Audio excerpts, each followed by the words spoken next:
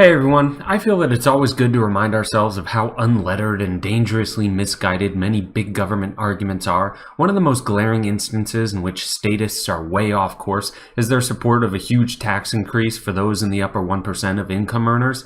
It simply comes down to a fact that these statists love to straight up ignore, and that is that the upper 1% pay almost half of all federal income tax.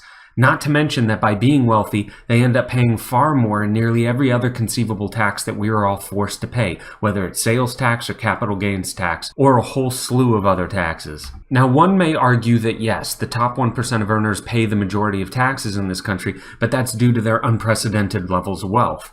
I can certainly grant that, and I do think that's a valid point, but you'll notice that those making these arguments seldom point out that the extremely rich, well-connected people to Washington, D.C. are generally the first in line at the spigot of inflation that the Federal Reserve constantly has on full blast. Or perhaps that many of these filthy rich people have a great deal of influence in Washington, D.C. and public policy.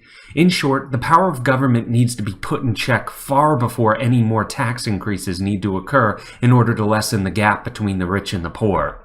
It should be noted that although I have no respect for the riches one might acquire from scheming in the halls of Congress or influencing legislation, I have nothing but respect and admiration for those who became rich by creating products and services that society happily benefited from. How could any sane person want to punish someone who has provided so much for the general population already?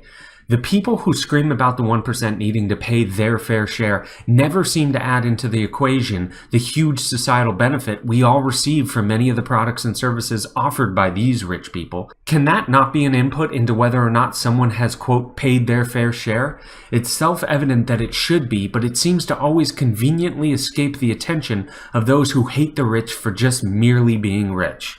Thanks, and so long.